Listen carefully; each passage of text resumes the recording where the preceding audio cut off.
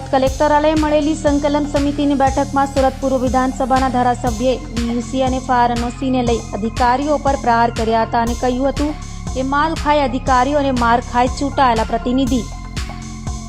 રાજકોટ અગ્નિકાંડ બાદ રાજ્યભરમાં બીયુસી અને ફાયર એનઓસીને લઈ સીલિંગની કામગીરી કરાઈ રહી છે, ત્યારે સુરતમાં કલેક્ટરાલયે મળેલી સંકલન મિટિંગમાં સુરત પૂર્વ વિધાનસભાના ધારાસભ્યએ આક્ષેપો કર્યા હતા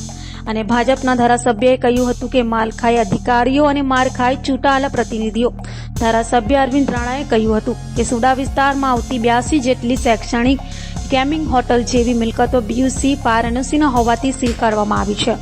પરંતુ સુડા વિસ્તારમાં સિવાય બીયુસીની મંજૂરી વગર યુનિટો ચાલી રહ્યા છે, તેની જવાબદારી કોણે નક્કી કરવાની? રાજ્ય સરકાર દ્વારા સુડા અધ્યક્ષ તરીકે સુરત મનપા કમિશનર શાલિની અગ્રવાલની નિયુક્તિ કરી છે।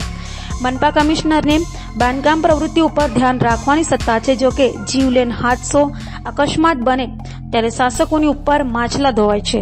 જ્યારે માલ ખાય અધિકારી અને માર ખાય ચૂંટાયેલા પ્રતિનિધિઓ આ કામગીરી હવે સુરતમાં ચાલવાની નથી। તો હાલમાં જિલ્લા કલેક્ટર સૌરભ પારગીએ આગામી સંકલનની બેઠકમાં પાલિકા કમિશનરને ઉપસ્થિત રહેવા ફરમાન કર્યું છે। સભાનું ઇલેક્શન પત્યું, આચાર સંહિતા પૂરી થઈ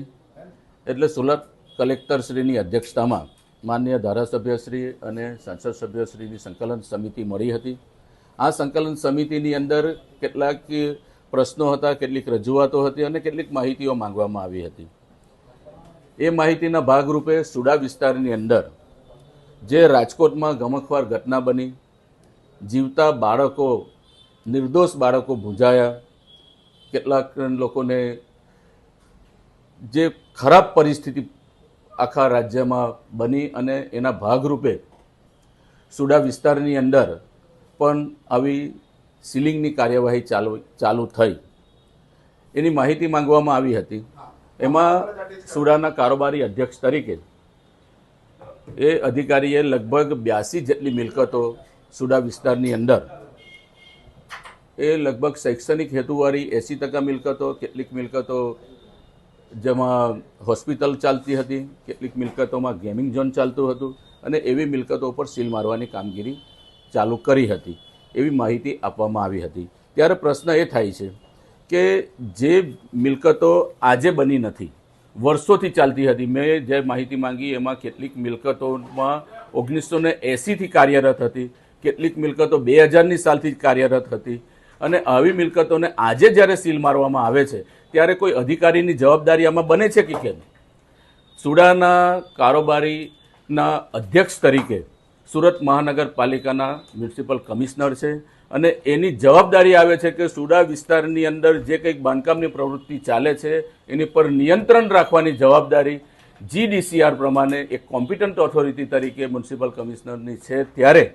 મ્યુનિસિપલ કમિશનરશ્રીએ પોતાના તાબાના અધિકારીઓની ઉપર આવા પગલાં લેવા જોઈએ, એક પણ પગલાં લીધા નથી અને 82 મિલકતોને જ્યારે સીલ મારેલી છે, 82 મિલકતોની ઉપર બીયુસી નથી અથવા તો એની ઉપર આપણે ફાયર સેફટીની સુવિધા નથી, એમ કરીને એ મિલકતો સીલ મારી છે, ત્યારે આમાં કોઈ અધિકારીની જવાબદારી બને છે કે કેમ? જો અધિકારીની જવાબદારી બનતી હોય તો એ અધિકારી ઉપર પગલાં લેવા જોઈએ, કારણ કે જેની સીલ મરાય છે તે લોકો ચૂંટાયેલા પ્રતિનિધિ તરીકે જ્યારે અમારી પાસે રજૂઆત કરવામાં આવે છે ત્યારે એ લોકોનો જે આક્રોશ હોય છે કે જે તે વખતે જે અધિકારી છે,